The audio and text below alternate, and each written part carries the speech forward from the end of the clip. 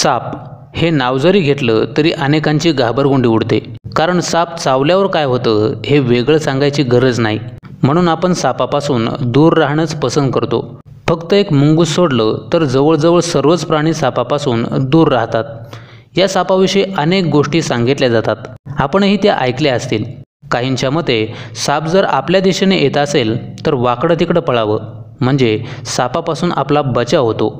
तर काही जणांच्या मते एखाद्या सापाला आपण इजा पोचवली तर तो आपला पाठलाग करतो किंवा सूड घेतो. शिवाय आपल्याकडे सिनेमात किंवा सिरियलमध्ये देखील एकमेकावर प्रेम करणाऱ्या एका इच्छाधारी सापाला मारलं की दुसरा साप त्याचा बदला घेत असल्याचं दाखवलं जातं.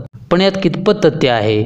आणि पहिली गोष्ट अशी की साप खरंच माणसाचा पाठलाग करतो का, ते जाणून घेणं गरजेचं आहे. चला तर मग व्हिडिओला सुरुवात करूयात. जगभरात सापाच्या अनेक प्रजाती आहेत.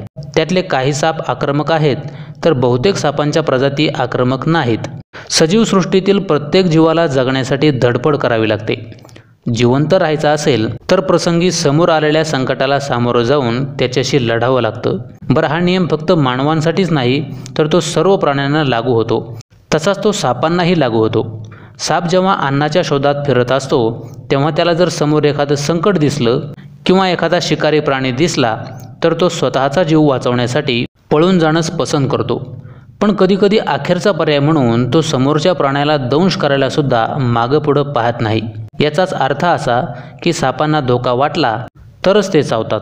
जेव्हा साप चुकून माणसाच्या समोर येतो तेव्हा त्याची प्राथमिक प्रवृत्ती पळून जाणं आणि सुरक्षितता शोधणं हीच असते. खरं तर साप सामान्यतः माणसाचा पाठलाग करत नाहीत. साप माणसाचा पाठलाग करतात ही धारणा त्यांच्या बचावात्मक वर्तनामुळे उद्भवते. म्हणजे जर एखाद्या सापाला धोका वाटत असेल तर तो एखाद्या व्यक्तीच्या दिशेने किंवा वाटेल त्या दिशेने जाऊ शकतो, म्हणजे तो आपल्याही दिशेने येऊ शकतो.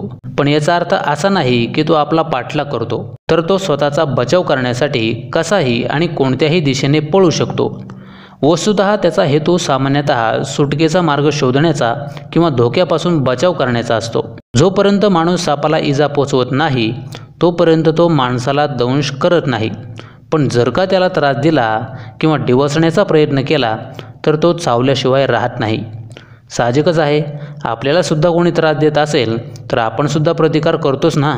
तीच नैसर्गिक भावना सापातही असते. म्हणून तो त्रास देणाऱ्या प्राण्यावर हल्ला करतो. नाहीतर तसा तो माणसाला अजिबात इजा पोचवत नाही आणि माणसाचा पाठलाग तर मुळीच करत नाही. खरं तर साप हा माणसाचा पाठलाग करतो यात काहीच तथ्य नाही.